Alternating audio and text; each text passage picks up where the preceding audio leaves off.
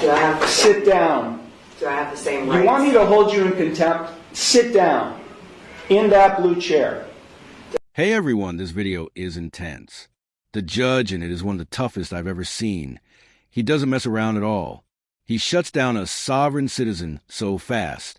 It's actually a bit uncomfortable to watch as she struggles to respond. Big thanks to old Squishy Gardner for finding this clip. Let me know. Do you think these sovereign citizen types are funny, or do they just make you mad? For me, it's a bit of both. Anyway, let's jump into this wild courtroom moment. I'm sorry. I'm just trying to get my stuff situated so it's ready.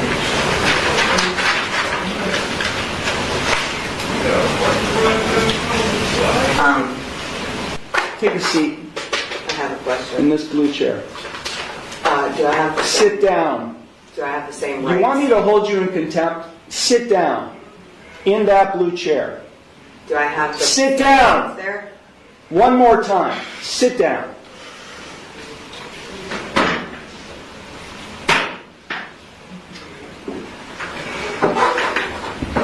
Now you'll answer my questions. Got it? Did you understand all of the rights and plea options that I explained to you? No, I do not understand. Okay. Then I will enter no plea to the charges filed against you. Well, let me just explain to you. You are charged, and I do have a signature on the citation which shows you've been served. You are charged with one count of no operator's license, a minor misdemeanor subject to a maximum fine of $150 plus court costs. You also are charged with one count of expired plates, also a minor misdemeanor subject to a maximum fine of $150 in court costs. I will enter no plea to these charges against you. You already have a pending. You already have a pending. I object.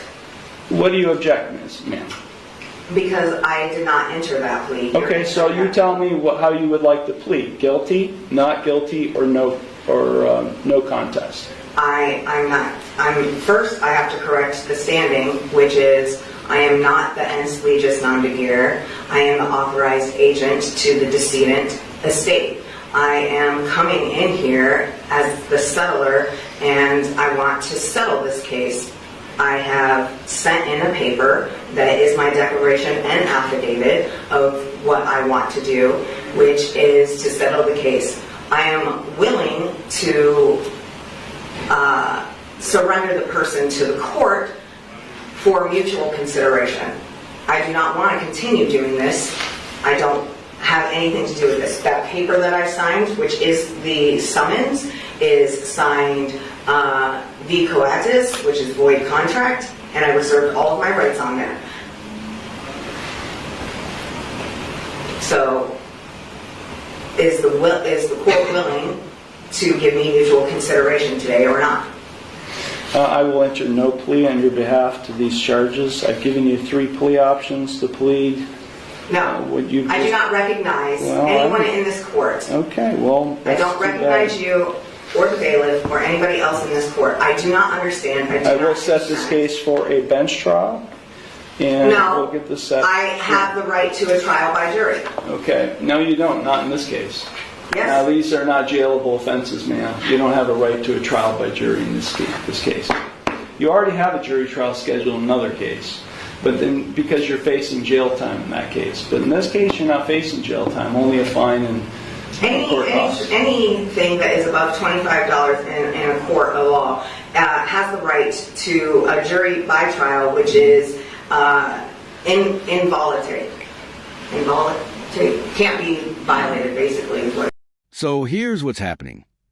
The woman in court claims she has the right to a jury trial, but the judge explains it clearly. The Sixth Amendment gives that right only in criminal cases where jail time is possible. In her case, it's a civil matter. She was driving without a license and valid plates, which doesn't carry jail time.